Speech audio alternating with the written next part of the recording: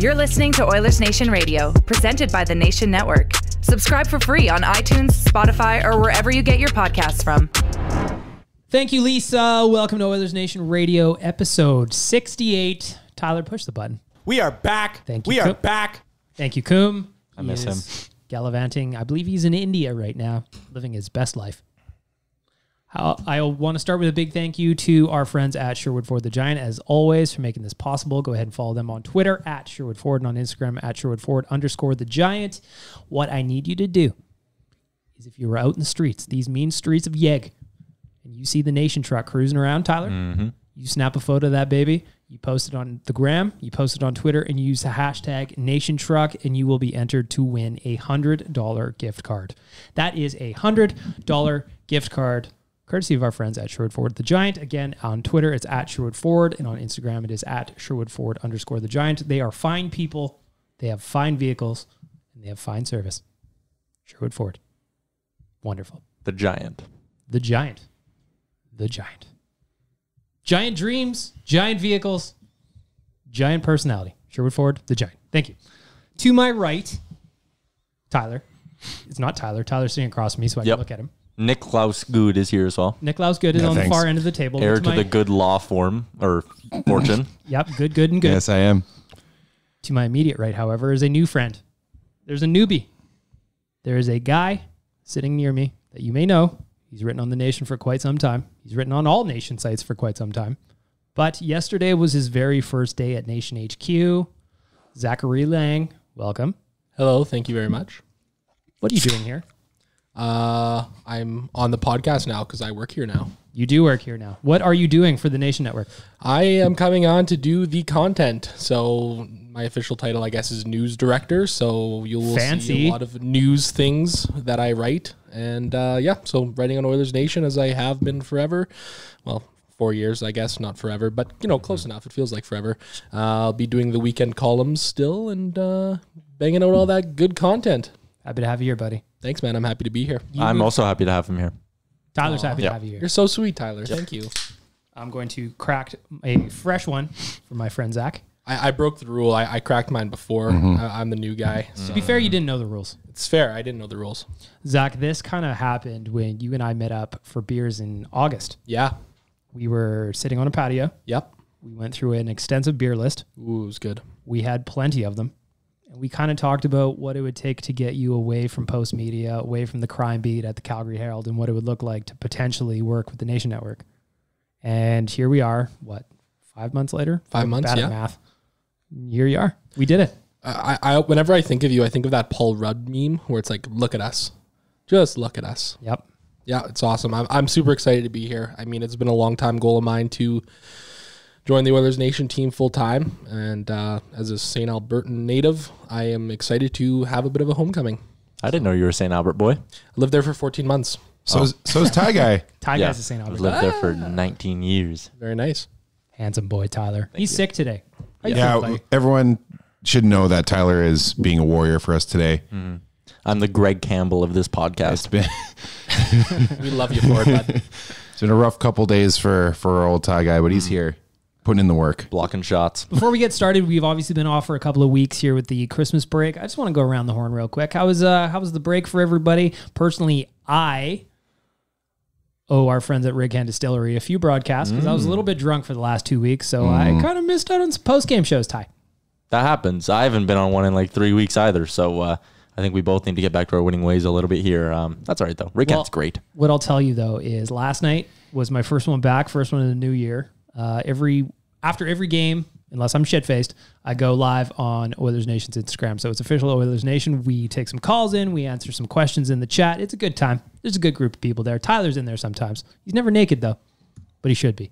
Now, last night was very fired up after the loss to Buffalo. We're going to check in on that, but I want to go around the horn again, check in on everybody's Christmas. Niklaus, how was your break? That was okay. Nothing. Yeah. All right.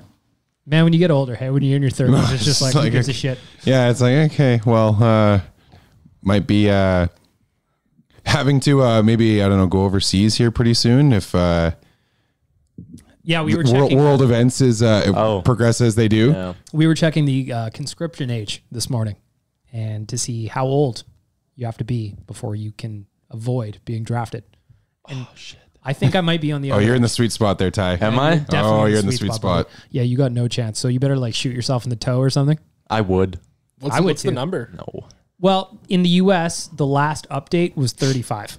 So I turned 35 in April. So I just need to last until April. Is it the same in Canada though? I don't know. I'm hoping. I'm hoping. Otherwise, I too will shoot off a toe. I don't need all 10. That's what I figure. So the reason I brought that up is because Christmas now all of a sudden seems less important. Interesting. Zach, how was your Christmas? You're busy. I moved, so it was a wild Christmas. It was a busy Christmas. I was packing a lot. Now I'm unpacking a lot. I'm very tired. I got sick, but I'm feeling a bit better. It was terrible. So you did get Tyler sick. I We knew didn't it. get Tyler sick. Last time I saw Tyler was when the Calgary Hitmen were in Edmonton in the playoffs. We met up in the press box at Rogers Place. Oh, you Hi. fancy yeah. boys. See how I dropped that in there? Wow. Fancy boys. We high-fived. We Get shook yourself hands. some popcorn. We talked for a few minutes. I think I drank a Dr. Pepper. Oh. It was really good. I do enjoy a Dr. Pepper. They have 38 flavors, I heard. Something like that. I don't remember what goes into a Dr. Pepper. I think it's 23, isn't it? I don't know. I have no idea. We should get into some actual Oilers talk because nobody gives a shit what we did Yeah. over Christmas break. Yeah, So, exactly. Tyler, we are going to start off with the Sherwood Ford Giant question of the week. Giant. The Sherwood Ford Giant question of the week, brought to you by the fantastic folks at Sherwood Ford the Giant, is what should the Edmonton Oilers' New Year's resolution be? We had some tremendous responses. Nation Dan chimed in on Instagram and said, get Connor his cup. Surveyor Brett said, stop playing Mike Smith. Some people went a little bit more in depth, like play the full 60 minutes in all the games, get Draisaitl to play a complete game, be consistent with winning. Mine is just simply, and I think it's more of a resolution for the entire decade, not another decade of darkness. Let's make it a decade of sunshine. That's what I think the resolution should be. That'd be really nice. So that was on Instagram. That is at ON Radio Podcast on Instagram. And on Twitter, we got a couple of responses as well from our buddy Sam Akehurst. He says, win more trades than they lose. Sign more team-friendly deals than player-friendly.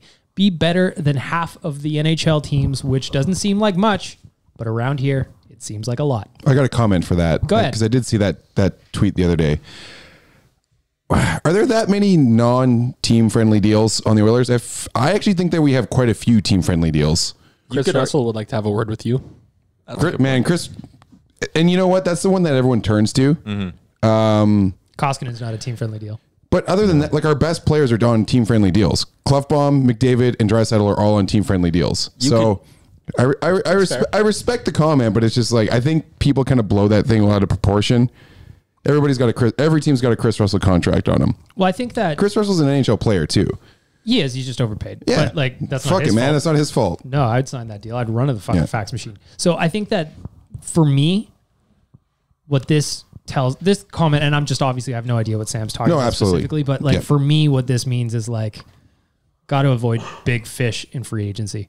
That's where teams get absolutely slaughtered. Like I the agree. Lucic deal was terrible. I mean, Sakaras was a lot of money. It wasn't awful, but it was a lot of money. Do you know what I mean? I don't know how many teams really, really improve outside of adding like a piece here or two in free agency. And I think for a long time, especially over the last decade, that the Oilers fished far too much in that pool. And I would like them to avoid that. Tinker, Yeah. definitely tinker. Or if there's a guy you can take a run at that's like a legitimate game changer, then you go for it, obviously. Yeah. But I don't think that you can solve all your holes and plug every hole in the dam via free agency. You shouldn't try to, at least. The Sekera one I can understand because I think that was more of a necessity at the time. Yeah. We needed to bring in a guy that had his skill set, and sometimes people have to remember this. To bring a guy into Edmonton, you have to overpay sometimes to do that, right? So he played well for us while he was healthy. It's just the guy was hardly ever healthy. That was the big issue. We got one from Rhonda as well. This is again at ON Radio Podcast. Rhonda says, don't just rely on raw talent. Work hard every game, all game. Put in the work. And I think that's something that could almost apply to the game last night to tie it all in together. Consistency. Maybe, yeah, consistency, playing a little bit harder defense at Just times. little things that are Yeah. they're not doing anymore that they were doing at the start of the year, where it's like, the drop passes in the neutral zone, in the defensive zone. Both defensemen on that one goal, Larson and Lagesson, going behind the net together. It's just little team structural things that are just falling apart. So we also had this question in the mailbag on Monday at Oilersnation.com. Every Monday we got the mailbag. So my answer, and that was attention to detail. Yeah. So I feel like that fits right in with what you just Absolutely. said, where you're not both D-men going behind the net. Last night on the second goal, where Sam Reinhart had all day to make a sandwich in the slot to get that deflection, where Russell and Nurse were just kind of looking at him. Nobody marked their man. That's just attention to detail to me. Flying the zone early when you don't have an outlet pass for a breakout. Attention to detail. Earlier in October and November, we weren't seeing all of these weird stretch passes. We weren't seeing the forced cross-ice passes. We weren't seeing all that stuff. And I think that if they got back to a simpler play, we'd probably be all right. Well, so, everyone kept it simple, and then it allowed McDavid and Draisaitl to kind of strut their stuff a bit. And now it almost feels like McDavid and Draisaitl, not that even McDavid's hit a rough patch, but they're slightly less productive than they were earlier in the season. And it almost feels like everyone else in the lineup is just trying to do too much. Well, this is what happens, especially on Draisaitl's part. I know he's getting burned a lot for, the amount of 5-on-5 goals he's allowing as opposed to what he's scoring. The differential is the word I'm looking for. Yeah. But this is what happens when you have a player who plays, the second most ice time out of forwards in the league and is playing the most shorthanded minutes on your team as a forward. Like, this is what happened. This is what people are talking about when it says it's going to catch up to you eventually. Your little things start to fall apart because your body's slowly getting more and more exhausted as the season wears on. As a New Year's resolution, how would you label that, Nick Laus? What would you say would be a solid New Year's resolution for the Edmonton Oilers? 2020 is here. Well, I mean, the attention to detail thing is what comes to mind. I mean, I don't know how else to better say it than we've already said, but it's just, my question though is like, is that a coaching thing or is that a player thing? Combination of both, which is the easy answer. It's a bit of both. I mean, it depends on who you have on that roster and how they're being utilized. I mean, you look at the way the Oilers have been made up as a franchise roster-wise for a long time. We've been a top-heavy team for the better part of the entire decade. And, I mean, even our bottom six guys right now are mainly kind of PK guys who have struggled largely at 5-on-5. And thankfully, some guys like Riley, Sheahan are starting to find their way a little bit more, which is great. But I think it's a little bit of both when you look at it. Yeah. To me, I think it's on the players, man. When Dave Tippett was in Arizona, what was the one thing you always said about his teams? Sound defensively, attention to detail, bore you to death, and win a hockey game. And to me, the Oilers aren't doing that right now. And I don't think it's Dave Tippett's fault that they're not. I think it's kind of the cards he has in his hand. Well, I've been doing the Oilers in 7 all season long here, breaking down the team, and I got another one coming out this afternoon. On Oilersnation.com. On Oilersnation.com. Our goals against per 60 at even strength has been abysmal for the last 30 games. I mean, we're averaging well over 3 goals against per hour of ice time. I mean, you're not going to win games that way in this NHL, and especially when you're struggling to score offensively too, beyond your powerhouse of Mick Draisaitl. Well, right now it's struggling to score outside of their power play almost. Yep. Never mind those big guns at even strength, right? So I want to flip this, I guess. I've got Bag Milk's giant question of the week. What would be a New Year's resolutions for Edmonton Oilers fans? We're all fans of the team. We watch them night in, night out. Tyler, if you were going to give a New Year's resolution for Edmonton Oilers fans, you read the text line at TSN. You see what people are saying. You see the comments at The Nation. You're on Twitter. What would you say, my friend? Keep perspective, I think, would be my resolution. And that's good. I like this. And part of it is, at the beginning of this year, what were expectations for the Edmonton Oilers? Playoff bubble team, and Ken Holland was going to be able to put his stamp on things next summer when they have over $23 million in cap space. Yeah.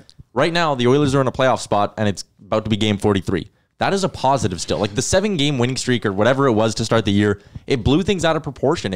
Expectations got too high, and now you're at a point where I think we all just need to take a step back and go, they're fighting for a playoff spot. They just came out of almost a month-long cold streak and are still in a playoff spot. And their division's not that good. Like a playoff spot is still there for the taking in the Pacific Division. And I think just stepping back and not getting mad at Ken Holland for dumping a bunch of assets into a rental or anything like that. Just take a step back and remember what the plan was a little bit. I know preaching patience is nauseating at this point because we just did it for an entire decade, but I think right now it's still important. Nick, what do you think? Yeah, I'll touch on what Tyler was talking about. I had written about it last week at that very thing. I went through some preseason predictions that major outlets had made, Sports Illustrated, NHL.com, TSN. There's another one on there, I don't remember. But none of them had the Oilers. Barely any of them had the Oilers making the playoffs. They all had them right around 5th in the Pacific Division. So the reason I bring that up is, like Tyler said, perspective. What were our expectations going into the year? On the NHL.com site, they had 20 writers all make predictions, and none of them had the Oilers in the playoffs. So nobody wants to hear preach patience right now. They don't. But unfortunately, it's the truth. Holland said it himself in the offseason. Patience. There's a reason why a lot of these guys that he brought in are signed to 1-year deals, which to me, again, kind of team friendly.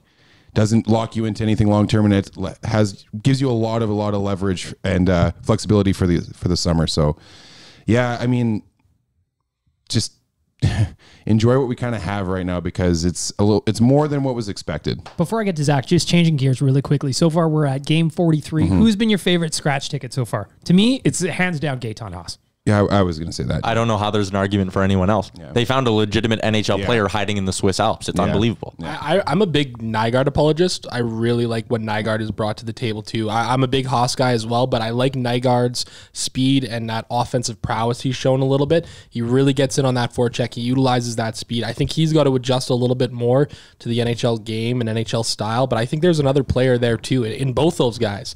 I really like what both of them have brought to the table this year. Last night, though, Nygaard to me just showed exactly a summation of what he's been. Lots of speed, can get a break, but as soon as he has the puck on his stick, he has just no hands. You know what it is? It dies a little bit. His shot reminds me of Ryan Smith's a little bit, where it's just like a little fluttering wrist shot. Back to New Year's resolutions for the fans. Zach, what do you got? Trust the process. I think it kind of goes along with what everybody else has said around the table here. I mean, I'm a fan of Ken Holland. I like what he did in the offseason by, as Nicholas said, bringing in these 1-year contract guys. It's hard when you have a new coach and a new GM coming in every couple of years or every season. They have to reevaluate the team. They have to evaluate the franchise where we're at. We're still in a playoff spot or battling for a playoff spot right now. I think we just got to trust the process a little bit. And I think this is the offseason where Holland really can put his stamp on this franchise and really see what we have here. We're paying for Shirley's trade sin still, and it's not fair, but it's the reality. And so the one thing you don't want is to have a GM come in and make a bunch of rash decisions and, have a over expectation of what the roster actually is. And because we've seen that in the past too, where we think this is a playoff roster or we think this is a high caliber roster and make a lot of short-sighted decisions, which, like Zach said, trust the long view. Holland has a long view. Sorry, go. I was just thinking that, I was thinking about the other day. I was watching the New Year's Eve game against the Rangers with my brother-in-law. And we were just watching how well Ryan Strom's playing for the Rangers right now. And all I could think about is this team would probably be a full step or two ahead of itself had they fired Chiarelli last year and not been allowed to move the Stromes for Spooners, who's now in the fucking KHL. Oh boy, wouldn't Drake Caggiula would be a nice depth scorer. Brandon Manning is he's not playing in the AHL. That's, $5 million and just wasted money right now. And I'm not saying Sam Gagner's wasted money, because I think that there's actually some value in what he can do for a team. But at $3 million, it's obviously too much money. Ryan Strome would be a much better fit for this team than what Sam Gagner does in the odd chance that he does play, right? Yeah, so, think of a third line of Gaetan Haas, Ryan Strome, and Drake Caggiula. I like it, right? That's a good third line. Oh, Caggiula. Be all right. Just wrapping up this quickly, the Sherwood Ford Giant question of the day, or week, I should say. New Year's resolution for the fans. Sometimes you have to look past the star players on what's going on with the roster. Yes, Connor and Leon play the most minutes on the team. Yes, they are invaluable to the team. However, when the rest of your lineup cannot perform at an NHL level, you need to look past the star players. Hockey is not basketball. You can't have your all-star come onto the ice and carry everybody else to a victory. There's so many other things that go on that, yeah, Draisaitl's goals against probably look pretty ugly, but you can't just put that just on the player who's scoring what? He has 60 points now? 62. Christ, guys. Yeah. At best, your star is going to play a third of the game. You need guys that can fill out the other 2/3, or else you're not going to compete. And I wish Oilers fans would kind of understand that a little bit better sometimes. Is this a good opportunity to talk about Darnell Nurse? Go ahead, sure. Cool. Well, what happens here?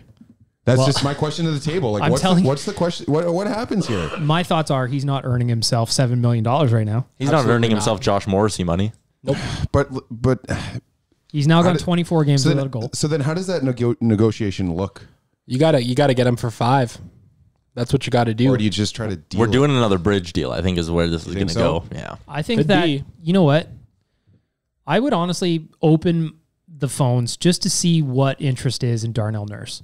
No, and that's not me saying that I don't like the player, because I do. There's a lot of stuff. Good GMs do that. And that's my point. There's a lot of things to like about Darnell Nurse. Obviously, he's very quick. He's tough. He's strong. He competes. There's a lot of things to like about Darnell Nurse. Hands down, no doubt. However, when you're in a cap world and you've also got $4.5 million in dead space on your books, you need to look at what other teams would potentially offer. Would somebody be able to give you a top 6 winger or something like that for Darnell Nurse?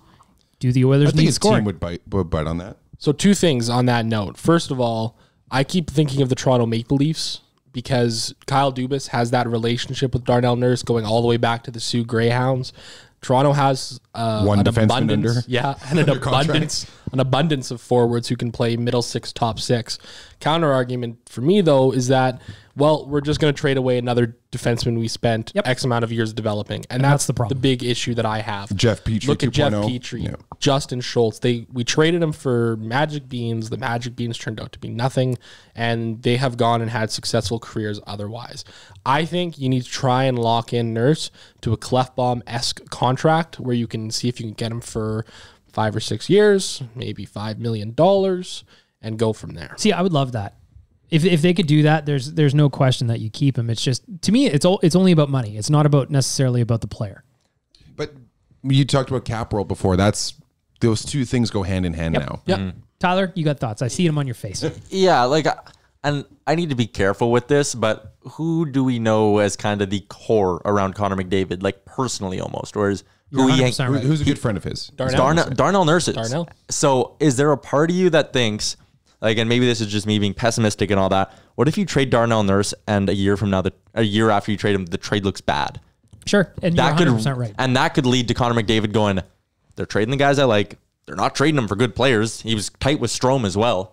Trading the guys I like, not trading them for good players. There's no future here for me. I don't like it. I'm not saying he would or he wouldn't, because I don't think he's the type to ask out. And at the end of the day, they have him under contract. He is sort of not really a choice. If the Oilers want him to play 8 years, he's playing 8 years. Or not playing. On that note too, wasn't it Friedman who said a year or 2 ago that we have 2 years with Connor McDavid? He said that this summer. Was it this summer? There you go. Right. That's a year from now. That's not a lot of time.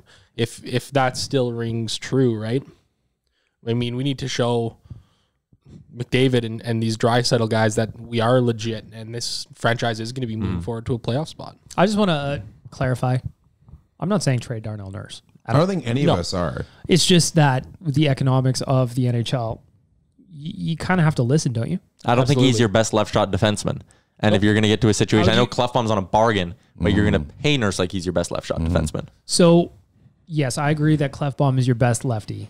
Do you at all look at those 2 together as an average salary of something that might be acceptable?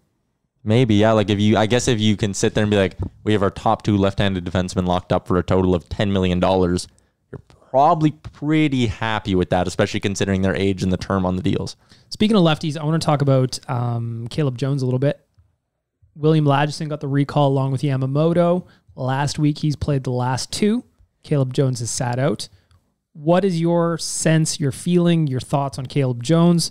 Is he just kind of waiting for a chance to get back in? I wouldn't be surprised if he plays tomorrow against Boston, by the way. But what's your sense on Caleb Jones? Is he part of the plan? Is he not? Is he a trade chip? What are we doing with him? I think he's one of the trade chips for sure. I mean, I'm a Caleb Jones fan. I like what he can do. I like what he's brought to the table. I almost wonder if there's a little bit of a showcase going on here, bringing up Lagesson and Jones, like to give William a little bit of time, maybe see what he can do in the NHL here. Who knows? Maybe they're shopping him. That's the only thing that really jumped out to me when I heard of that recall. Every team has a Caleb Jones and a William Lagesson, though, really, right? Yeah.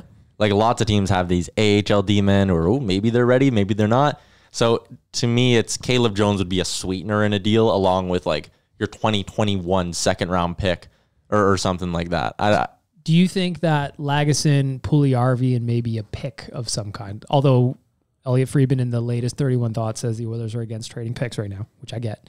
Do you think then Caleb Jones and Puljujarvi could get you something of value if those 2 are not going to be in the plans going forward? I would trade the 2021 second round pick if I'm getting something that's also under control for next season, right? So whether it's Athanasiu, whether it's whoever with a year left of term, right? And then apart from that pick, I think you're looking at Caleb Jones and Jesse Puljujärvi as your two biggest trade chips, right? Okay, sure. Nick, you don't agree? Well, I mean, probably, but I mean, if somebody wants to take Puljujärvi, take Puljujärvi. Yeah, I know. But you know what I mean, right? Like Yeah, the two absolutely. most realistic biggest trade.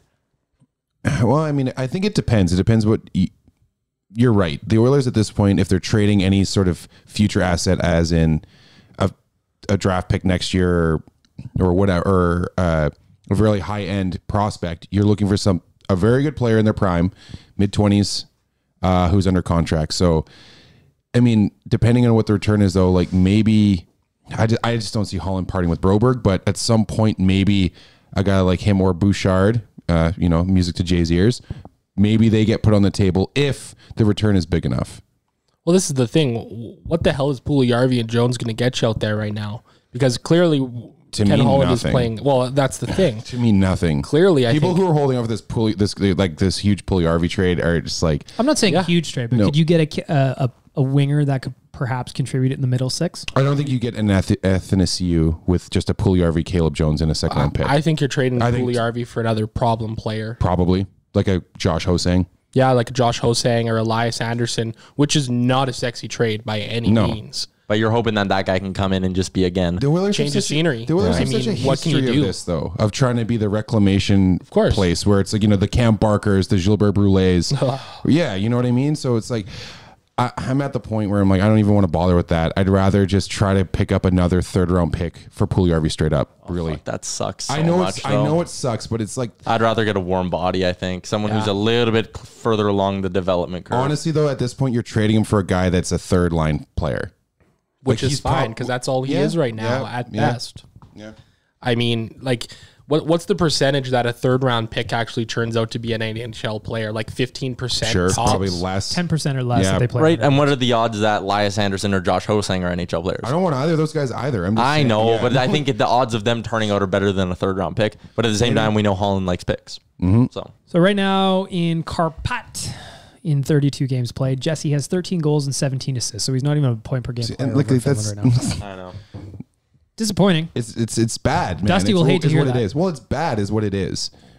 People thought he was going to go over there and magically churn up some value. At the end of the day, if teams didn't think he was an NHL player 12 months ago, 30 games in Finland they're just going to all look at Ken Holland and go, "What can he do in the NHL? He's done it in Finland when he was a kid. He did all that. What can he do in the NHL?" Exactly. And that answer still isn't out there. Like when Jarmo Kekalainen passes on him at third overall, that should have just been such a red flag. But at the same point, though, like that's us rewriting history a little bit because, like, if anybody would have taken him at 4, anybody would have. And Brian Burke has said that, I believe, as well. Like Burke has gone on record and been like, if he was there at 4, he was our pick over Tkachuk or wherever they ended up selecting. Right? He was the guy. Mm-hmm. His NHL equivalent is 35 points over an 82 game pace at that production, which is probably what Jesse Puljujärvi at his best might be in the NHL, a 30-40 point guy. Mm-hmm. Maybe. Yeah. Well, I mean, at least this season, the Oilers could use more 30-40 point guys. Yeah. Be nice. I still don't.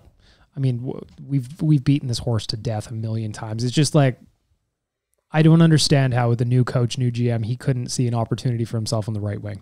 I just don't get it. Because I don't think it was about playing time or anything like that. And I get it. I think it was about between the walls. I get it. I get all that. But, the reality of being an adult is there are a lot of times when you work with people that you don't necessarily like and you go out and you do your job because that's what you fucking do. Yeah. And Tyler comes to this podcast every week, for God's sake. Exactly.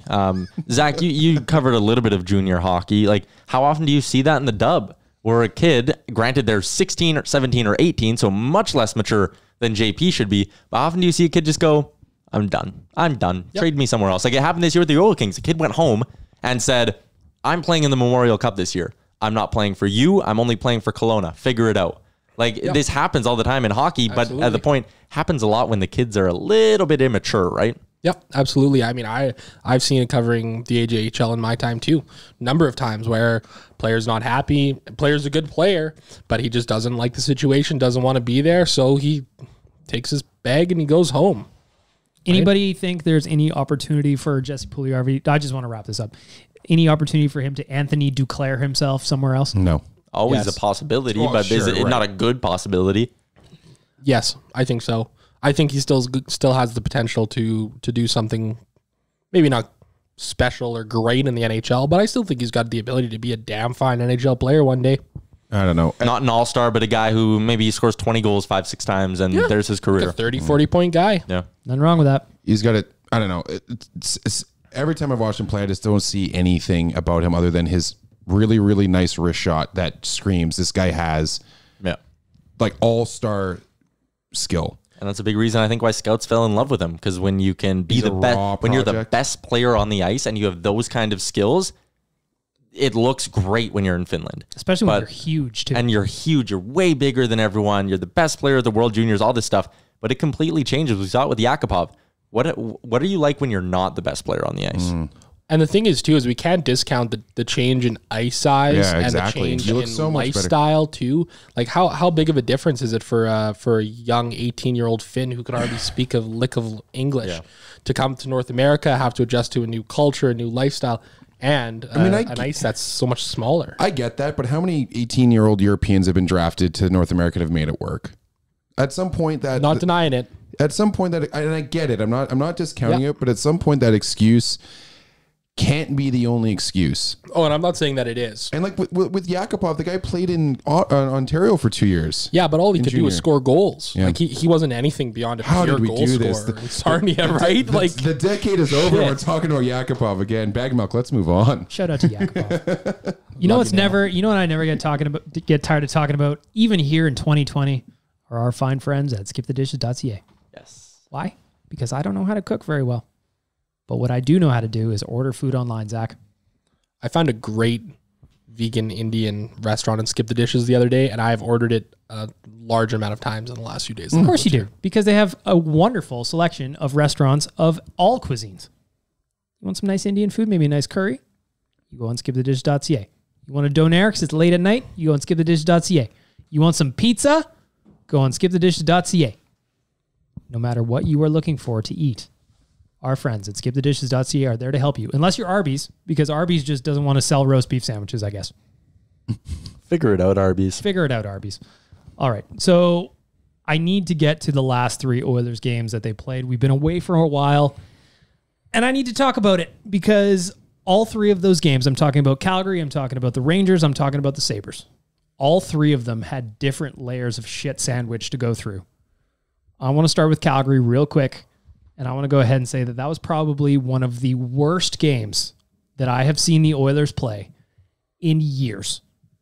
It was so disheartening to watch them just completely shit themselves in the very first Battle of Alberta of the season. And I know there was the Christmas break. Everybody goes out and they do their thing, but I just can't help but feel like... Yeah, but there's two teams on the ice. Exactly. I can't help but feel like you should be able to get yourselves motivated for the first bow of the season. Anybody? Yeah, that was without a doubt. Like, there have been bad losses, 6-0, 7-2, wherever you want to point over the years in the decade of darkness.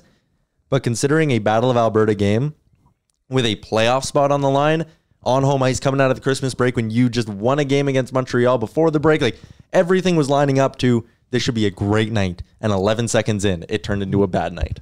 Do you guys want to know? Like, game sucked. So I had my buddy Gene Shorts in town. He was in for Christmas, and we had planned on getting tickets to that Calgary game. We were going to get last minute seats. We were going to do the thing where you hang out, you have a beer at Ford Hall, grab some late tickets, and go in. Mm-hmm.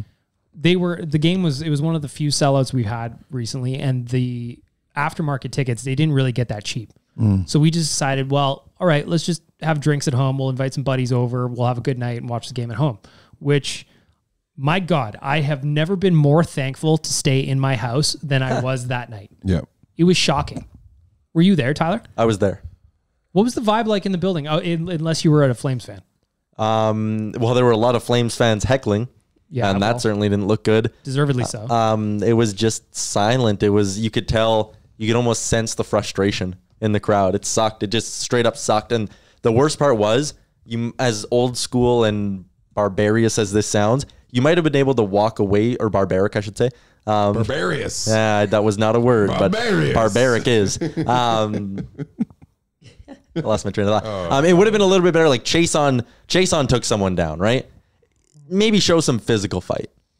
Right? Why not just grab someone? I wish Cassian would have just grabbed Tkachuk, take the fine, beat the crap out of someone, show you cared. Because the thing that pissed me off the most of that game, it just didn't seem like they gave a shit. Mm-hmm. You know, it's funny because you look at the analytics of the game, and as the game progressed, the Oilers actually dominated Calgary 5-on-5. Score effects. Yeah, they had some good shifts. It's actually funny. The first period was god awful, like we had mentioned before. Begmelk mentioned 4-0 as far as high danger chances go. But yeah, as the game went on, the Oilers seemed to have played well. It's just you get off to that awful start. And it's funny because actually earlier in the year we showed a little bit more resilience, of ability to battle back from that kind of thing. But it's just like once that kind of thing gets into your head, it's so I just mean like game to game of going down early and not being able to get back.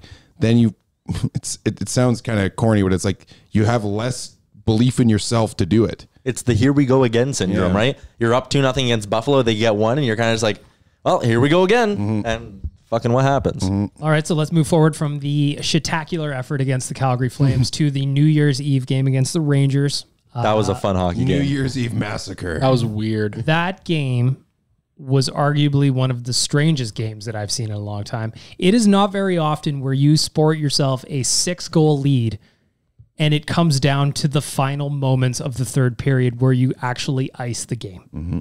I have never seen that before. Almost became the first team to blow a 6-0 lead. Yeah, like thanks to Sportsnet Stats for putting that out there midway through. Well, no team in history has ever lost after a 6-goal lead.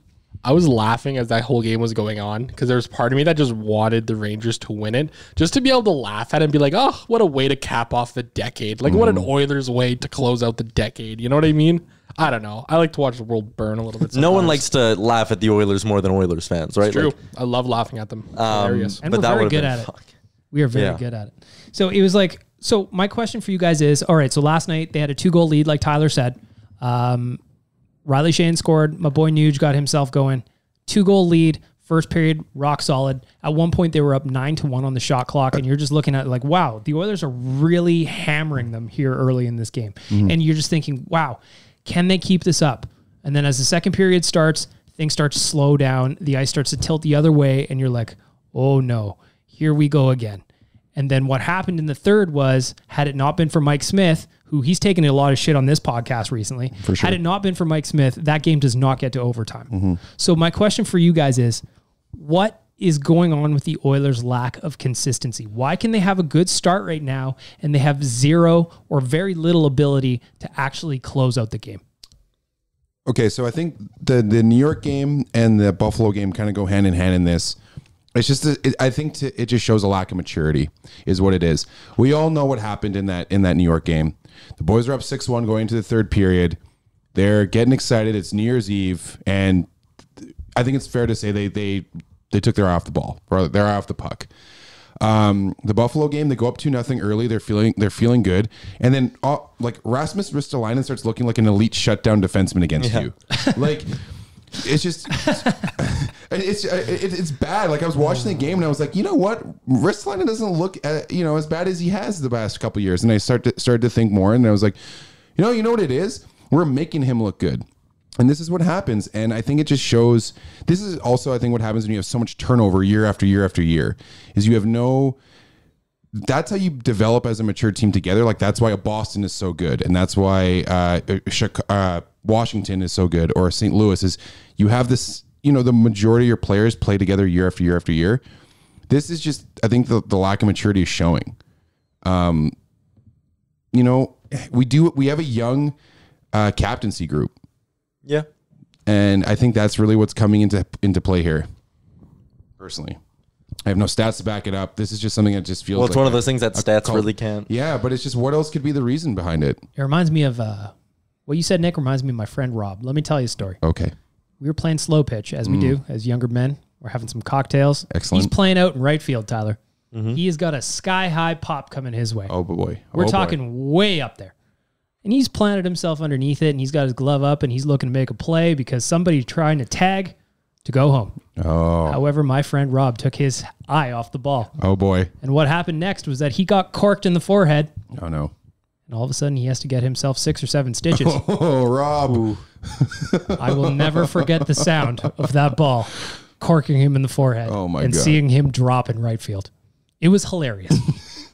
He was fine, so it was okay. But what you just said, so what you're saying, Nick, I think, is that the Edmonton Oilers are my friend Rob. Yes, the Oilers are Rob. Tyler, what's going on? Why can't they close these games out? I'm also just marking that down because it's hilarious. Rob.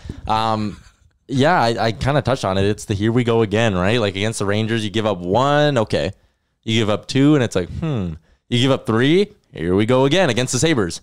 You're up 2-0. You're feeling good. They start to get some chances, and then 1 goes in, and you go, here we go again. And I mean, I think we've hit all the major points. There's attention to detail. There's not getting depth scoring. Their stars aren't producing as much as you'd like at 5-on-5. It's a bunch of shit. So what's the solution? I think the biggest one is attention to detail, because you'll stop blowing leads if you pay more attention to detail. The Buffalo Sabres have given up more than 2.5 goals in 6 of 7 coming into that game. You had 2 in the first 9 minutes. I hadn't even sat down to watch the game. I was out running errands. I was like, shit, I'll miss the first 10 minutes, whatever. I sit down, it's 2-0. You're like, great. Buffalo's awful defensively. They leak goals against. And then you go 50 minutes without fucking scoring. Then you go a minute and a half in overtime without touching the puck. That's attention to detail. That's nothing more than that. Nick, what's the solution? To fix our scoring woes? No, to fix once they get a lead, to be able to not just, because I hate watching teams sit back and try to sit on it. What is the solution for the Oilers to get the lead and keep pushing forward? You know, that was such a characteristic of the McTavish teams. We would always get these leads and then kind of sit back and let teams claw back in. But I think it just sums up everything we've talked about. It's the attention to detail. It's playing better structurally in your own end, not dropping the pass to nobody along the half wall. It's just little things like that lead to a little bit of momentum. You know, the one thing we didn't even talk about is right before Buffalo scored their first goal, McDavid got robbed on a mini break by Ullmark. So that could have swung the game too. They had the momentum going in their favor. And then we haven't even talked about the awful call in overtime, but if we want to. Let's talk about it. Okay, that's not a penalty shot. I mean, maybe the rule dictates it is, but in my opinion, if a guy has his scoring chance negated, but then you have it followed up by 2 like prime high danger scoring chances that Mike Smith has to make a windmill glove save to stop, you don't get awarded a penalty shot. It's a penalty for sure. McDavid hooked him or whatever they called him for, but it's just not a penalty shot. I think it's just such a horseshit call. To me, when I saw it, and I said this in the post-game show, again, on official Oilers Nation after every game, definitely a penalty. Absolutely. But I didn't think that the Sabre was so free and clear that it was There's Jack Eichel of all people too. And of course, you don't want Jack Eichel to be the one that fucking gets it. But like, I don't think that Eichel was so free and clear that it merited a penalty shot. No, I don't like. Tyler, do you know what the actual rule is as far as that goes? Surveyor Brett has lots of refereeing explanations on his timeline. He made it sound like if you lose your scoring chance, it's going to be a penalty shot. That rule has always been confusing me because it's like, what is a clear-cut breakaway? What is losing your scoring chance? The frustrating part for me, non-call or call out. More after that. Yeah. The frustrating part for me is that Eichel gets that call. How many times does McDavid not get it? Man. Just pisses me off. Like, I've gone off on the refs so many times that I'm just a little sick of doing it. But like, man, I would love for Connor to get that call once in a while. When he's driving and someone's grabbing his arm. I think that's the biggest problem that I have with it. A penalty, okay, maybe, sure, whatever. Penalty shot, probably no. But man, how many times do we sit there as Oilers fans watching McDavid coming in on a breakaway opportunity, splitting the defense, and just getting his ass whooped by defensemen, and no calls are made? Like, I don't know how long it's going to take for somebody in the Oilers organization to step up and have a Tortorella level rant and just blow up at the league, eat the fine. Because you know what? The thing is it's ridiculous. It's so frustrating to see the inconsistencies in the reffing across this league. So that's Tortorella's 9th fine as a coach in the NHL. God bless him. I love it, man. God bless him. And you know what? The leagues have a habit of doing this where they find their coaches for saying shit like that because they're like, you're making us look bad. You're making us look bad. Stop saying what you're saying. Here's 20 grand. A fucking guy gets an elbow to the head and the guy who did it to him doesn't even get fined 20 grand. You know what makes the league look bad? The league looks bad when they keep trying to muzzle their fucking coaches for calling them out on their bullshit refereeing. It's true. It is. They're very inconsistent all over. And we're not even just saying that as Oilers fans. No. Like, watch any game and you will see very lackluster refereeing. It's either in the NHL or the NFL. It's like if your fans don't know what a goal is, what goal interference is, what a hook is, what a penalty shot is, what a catch is, like, you're doing something wrong. There's something wrong going on there. Like, do we just go to fucking robots and just have an eye in the sky? It's super interesting, hey? Like, I remember back to the first lockout, which is hilarious to say, but like, remember after the 95? first lockout came, not that one, the next one, when they came back and they were literally calling everything. When was the last time you saw an obstruction hooking call? They're gone. They don't exist anymore. That was an actual call that would come up on the score sheet. Obstruction hooking, obstruction tripping. It's not a thing anymore. Or where's the obstruction interference calls? That's the one that drives me up the wall. When you have a player doing a dump and chase or something like that, and then the defenseman kind of just mirrors them and says, I didn't touch him. But yeah, exactly. It's a pick play. I hate that one. That's the one that really pisses me off on a regular basis. I noticed that too. It's funny because like how many picks people are getting away with now as if they're not throwing a pick. Like in basketball. Like on the blue line, you just pick the guy who's trying to dump it and go to the net. It's brutal. Speaking of calls, last night against Buffalo, late in the game, there was a potential over the glass call going to be made, but it was negated. So Marty Baron had an interesting tweet. He's an analyst for the Sabres. Was he at the game? I think he's between the benches for the Sabres ice. So Marty Baron tweeted, the referees were going to call a delay of game penalty on Ristolainen. McDavid had the refs convinced it was a penalty. Then James Neal came over and confessed he deflected the puck out of play. No penalty. McDavid was not happy with James Neal. Still 2-2 with 5 minutes left to go. That call could have changed everything. This would have been a much, much lighter podcast. So what do you think about James Neal? If this is true, obviously, we're going to take Marty Baron at his word. We're going to say allegedly, in our opinions, he's right. What do you think of James Neal confessing that he deflected the puck, whereas I am under the snitches get stitches rule of lifestyle, where if that goes out, hey, bro, that's tough. A guy like, I don't know, Zach, correct me if I'm wrong, but a media guy like Marty Baron is not going to tweet that out unless it's true, right? He's a Sabres media guy. You'd think, right? I mean, you'd hope. He seems to me like he's not this kind of reporter or scoopsy kind of guy. No. So to me, if he's tweeting that out, there's got to be some sort of kernel of truth. Now, maybe there was something lost in it's loud on the ice or something. And he misheard something. Who knows? But if that's true, what the fuck, James Neal? Well, you see, there's a reason why you only have one player talking to the referees, and that player is the guy with the captain. C on his chest. Exactly. Yeah. Like, James, shut the hell up. Go to the bench. Sit down. Let Connor talk. And go out and score a power play goal, man. That's your bread and butter. What are we talking about? Here's the thing, too, is that line, Draisaitl, Yamamoto, and Neal were the best line last night. Oh, they were so good. Oh, sorry, Nuge. Yeah. Sorry. They had a 72% Corsi if you're into the fancies. Nice. So Neal is coming off a hat trick the game before. Like, what are you doing trying to bust that momentum up? He's just being a good Canadian boy, I I don't suppose. get it, man. It's too nice. Way too It's too nice. $1 million smile. Yep, heart of gold. Oh, man, it's James crazy Neal. to me. So, I don't know. What do you guys think? True? Real? I don't know. I but don't know. if it is, you can't do that. Yeah, man, if it is can't. true, you take that shit to your grave. Well, and we had talked about it before we started recording, but, Voracek had done something earlier in the season for the Flyers. Yeah. And it was like, well, it's a sportsman thing. It should be about sportsmanship. I bet you he'll get a call later in the year. Yeah, you know what? Like, doesn't get you paid or championships all the time is sportsmanship. Sometimes you got to just take the advantages that you can get. That reminds me of my Pee Wee AA coach, Tyler. Could you imagine? Sorry, but could you imagine if last year in that NFC game when the Rams didn't get called for that pass interference call and they went to the Super Bowl? If Sean McVay would have went up to the coaches and been like, you know what? Actually, that was pass interference. You should probably call that out of sportsmanship. Yeah. No, I'm sorry, man. Anyway, Pee Wee coach, Bag Milk. He just said, if you're not cheating, you're not trying, which is a great thing to teach 12-year-olds. But hey, you know what?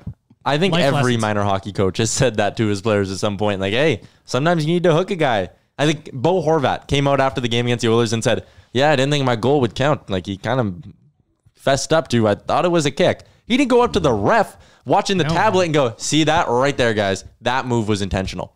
Yep. So don't count it. Like, fuck, man. See, I grew up playing football, and I remember in one playoff game, our football coach came up to us and said, go out there and kick somebody's ass today. And that was the message that they sent. It wasn't go out there and be nice. It was no, go out there and hurt somebody. That's minor football. That's football. I had a friend, Curtis, years ago who said... Shout out to all our buddies when we were younger, by the way. He said, get rich or die trying. The real ones. Hey, absolutely. My buddy Curtis Jackson. 100%. Shout out to Fitty. Should I read some Twitter questions here, Bag Milk? Please. I sent out a little thing before we started the show. One, Jason Strudwick asked, why are we all so big on bringing in Josh Hosang? I think... Are we? Have we put that out there? I don't know. Struddy actually tweet us that? He did. He did, yeah. I don't know if we're big on Josh Hosang. I think that the whole idea of a player that can score is very intriguing to Oilers fans. I think that's all it is, especially when you got a guy like Puljujärvi that we've talked about already. Over in Finland, he's not going to play for this team. Do you do a problem swap and hopefully Hosang can declare himself onto the roster? Maybe. I don't know. Do I care if he doesn't come here? No. I'm not begging for him, but like if they traded a 4th round pick for Josh Hosang, I wouldn't be like, what the fuck, Ken Holland? Are you kidding me? All right, give him a shot. Josh Hosang is probably going to give you something better than that 4th round pick will give you. Maybe, yeah. Probably. What else you got? Peter Westwood asked, well, we kind of touched on this a little bit, bottom 6 updates. I don't really know what he means by that, but he also said, how are we liking Lagesson? Lagesson is... Lagesson, I don't know. I've said Lagesson, but... Is it a hard G? Kevin Quinn was saying Lagesson, so I don't know. Anyway. Could be a hard G, could be a soft G. How are we liking him? Yeah. I agree. What else we got? Tyler? Next. Yeah, it's meh. Yeah. We a lot of stuff about Kara. Jujar's having a rough go. Bring the mustache back, man. You haven't scored since you shaved the mustache. I'm just throwing that out there. I tweeted about this, but I'm a big Kyra apologist, and I hope that he's an Edmonton Oiler for life. Okay. I could do without that one. Go ahead. I've seen some stuff. I've seen some stuff about him not being an NHL player. I think that's a little over the top. That's a little over the top. The bottom 6, though, definitely. Would you keep Dry and McDavid together? Yes. Best chance to win is when you have the best duo paired up. Even though that Draisaitl line played very well last night? You got to see more of that Draisaitl line. I'd love to see more of that line. I kind of agree. Yeah, but at some point here, I'd like to see Connor and Leon back together. The problem is that they don't have enough skilled wingers that they could be like, okay, Nuge, Dry, Yam, you're the second line, and you're going to be good. But then Connor's left with Cassian. Cassian's fine. Yeah. He's a fine NHL player. But on the other side, it's like, all right, James Neal, you are killer on the power play, but at 5-on-5, not necessarily. Absolutely. Yeah. And we kind of touched on this. How much would you pay Darnell Nurse? This is from our friend Lars Kaliu, by the way. How much would former guest? Yep. How much would we pay Darnell Nurse? We talked about that. And have we ever been to any of his comedy shows? Do we want to go in Vegas? He's going to be like, while we're there in Vegas? He just says, want to come in Vegas. Seems like a fun night for us. That'd be fun. Sure. Give us free tickets. Yes. I don't want to pay. I have no money. Finish up on this one from John C. Best lip balm flavor. Oh, see, that's important, especially in Alberta. Very dry. Yeah. Burt's Bees. It's got to be Burt's Bees. It's a nice, smooth application. Great flavors. Lips feel great. But is there kissable? Which, you and Tyler always are making sure that those are nice and moist. Don't be jealous that Tyler and I have a budding bromance going that's been blooming since the beginning. I had to sit next to you at the Nation party and just watch the love grow ever more, and it was hard to watch. It was nice. Is there a specific flavor though of the Burt's Bees bag milk? No, not necessarily. I'm a standard guy. Just give me a nice Burt's Bees. Give me the chapstick flavor. Make sure that my kissers are ready to go. Zach? I have no preference. Do you not use? I do use, but I don't have a preference. Mine is the Lip Medex from Blistex. Yeah, I think it's got to be Blistex. Actually, Nivea for men makes a pretty good one as well. Oh, nice. When I worked in Airdrie many years ago, we had a bunch of old Calgary Sun branded lip chaps, and those things were incredible. I don't even know what the flavor was on it. It was the best lip chap I've ever had in my life. I've got like a box of them stored in my house. Oh, here's one more actually. This is a good one. Some prescient news. Why didn't the Oilers try to sign Kovalchuk? Because he's really slow and shitty at 5-on-5 hockey. For those who don't know, he signed a $700K contract with the Montreal Canadiens for the rest of this season. 2-way contract. What's the difference at this point? What's the difference between him and James Neal? They're both power play guys, right? Yeah, sure. Pretty much. All right, let's finish off this week's podcast with an Arby's hot and cold performer of the week. All right, Zach. So what we do here is we go through the week that was, and we talk about the cold performers, we talk about the hot performers, and we just all make our little pick. I'll make our pick. And as always, we start with the veggies before the dessert. Tyler, who's your Arby's cold performer of the week? The matzo sticks before the beef and ched, if you will, Tyler. Damn it, I wrote down 5 hot performers. What? Out of this week, there's 5? Yeah, some guys I actually didn't quite mind. But Darnell Nurse is my cold performer. Okay. If you want to get paid like a top 4, top 2 D-man, you better consistently play like a top 4, top 2 D-man. So not too much to go into it. He's just been sloppy. I haven't liked his game. Just some really boneheaded mistakes where it feels like his head isn't in the game. I know that's a little cliche, but he is my cold performer of the week. Nicholas, your Arby's cold performer of the week. Well, by the way, Arby's doesn't actually sponsor this, but please do sponsor this Arby's. Go ahead. Butter them up. We're trying to get some. I'm going to have to give it to... I don't have anyone in particular to honestly, because in Tyler's, like Tyler said, in my head, I have a couple of the hot performers, but I just keep going back to that one goal last night with Adam Larsson playing as the veteran defenseman with Lagesson, and just not being a great veteran D partner, and allowing the Buffalo Sabres to get back in the game, having them make both the same poor defensive choice behind the Oilers net. Well, I was going to say Adam Larsson. Even though Adam Larsson is a very handsome man. Very handsome. Tyler, push the button. Oh, sorry, guys. Oh, that's cold. Tyler's sick. It's okay. Zachary Lang, your very first Arby's cold performer of the week. I'm scrambling, but I'm going to go with Mike Smith.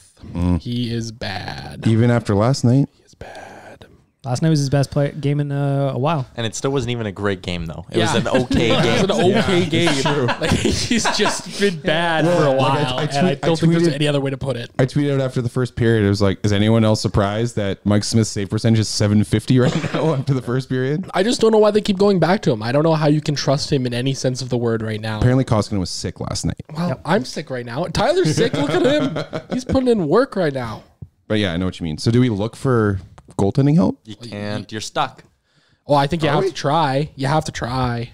Who's going to take Mike Smith? Well, nobody. But then you don't have the cap space. Waive him. That's true. Waive him and so find a goalie for under $1 million. Maybe. Basically what you'd have to do. I mean, you're kind of stuck with them, right? Yeah. You're stuck with a pile up right now.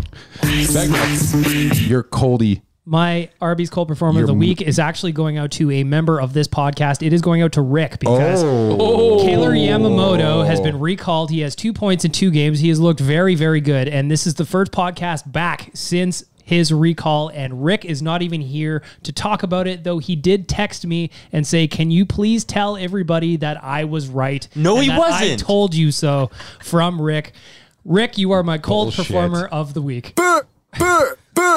He wasn't right. He wanted him called up in week 2, man. Yeah. For all we know, that extra time in the minors is exactly why Kyler Yamamoto is doing as good as he was. If anything, Rick was wrong. We said after Christmas is what we said. Yep. And that's when he got called And he up. said now. Rick wanted it right now. Yeah, Benson and Yamamoto. Bring them both up. Stay tuned for next week's podcast when Rick is very much on the Tyler Benson trade now that he's got his Yamamoto recall. We are going to move on to dessert, the Arby's delicious dessert, which is, of course, beef and ched. We are going to start with Tyler, your hot performer of the week. I got so many to choose from here. I'm taking your answer bag, Mill. Don't you fucking do it. All right, fine. I'll go with my girlfriend describes him as her boyfriend's boyfriend because I just love Gaetan Haas so much. Whenever he's on the ice, I'm like, oh, Gaetan's out there. Oh, he's looking good. They found a guy out of nowhere. He's a legitimate bottom 6 center in the NHL. He skates like one. The offense is going to come, but you have to remember, this is the first time he's played on North American ice. Like, the offense will come eventually with him. I'm sure of it. I really, really like Gaetan Haas, and I think as of late, he's been putting together just some great games. This is hot. Absolutely. Zachary Lang, who is your Arby's hot performer of the week? Going with Kyler Yamamoto. No. 1 goal, 1 assist. He's a +1 in 2 games, and he's got 7 hits. The guy's like 5'8" and 130 pounds soaking wet. He's hot. That's really hot. Nicklaus?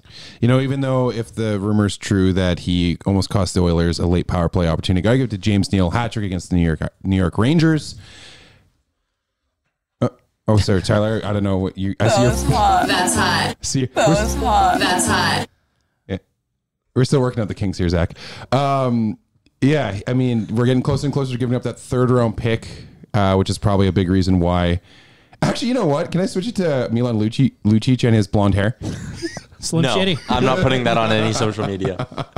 Yeah, okay. James Neal. Since I bullied Tyler out of the pick that I know he was going to take, I am going to take it because it is a layup. He is red hot right now. He has got 7 points for 3 goals and 4 assists in his last 5 games. My homie, Ryan Nugent-Hopkins, is my Arby's hot performer of the week. It's chicken. It's fried chicken. I like fried chicken. I just love that kid. Great clip. Before we end off here, real quick, around the horn tomorrow, they're playing the Boston Bruins. The Bruins have cooled down significantly since the start of the season. However, they are still, even in losses, finding ways to get points, which is a problem. They also have got a lot of depth scoring that is going to challenge the Oilers up and down their lineup. Score predictions for tomorrow's matinee against the Boston Bruins. Zachary? It's going to be bad. Edmonton's going to lose 4-1. Nick? Edmonton's going to win. Boston's 5-on-5 scoring isn't actually that good. It's only middle of the pack. Both special teams for both teams are pretty evenly matched. So I'm going to say Edmonton squeak it out 4-3. Ooh. Tyler? I think Mikko is going to have a really, really strong showing, and it will be a 3-1 win for the Oilers. I always love picking the Oilers to win, so I'm going to go and say 5-4. Why not? Let's do it. All right. Let's do it. And they're actually weirdly good, going back to last year, weirdly good in afternoon games on the East Coast. They are now. It's weird. For a while there, it was like, here we go. They're going to get pumped, but they've been strong. I just don't have faith. I just don't have faith in the Saturdays. I really don't. That wraps it up for another episode of Oilers Nation Radio. Please subscribe and download anywhere you get your podcasts from. Thanks to Sherwood Ford the Giant. Again, thanks to Skip the Dishes, and thanks to future podcast sponsor Arby's for jumping in on the hot and cold performers of the week. That is it. Have a great weekend, everybody. Just want to say, leave some reviews. Yes, go to iTunes, leave some reviews. Please. Subscribe. Tell us how we're doing. Tweet at us. And Instagram us. We want to read reviews on the show. I did check this morning. There were no new reviews from early December. So like Nick said, go to iTunes, go wherever and leave us some reviews. That's it, everybody. Have a great weekend. Best wishes. Thanks for listening to Oilers Nation Radio, a member of the Nation Network of Podcasts. Make sure to follow us on all of our social media to stay up to date and never miss a podcast.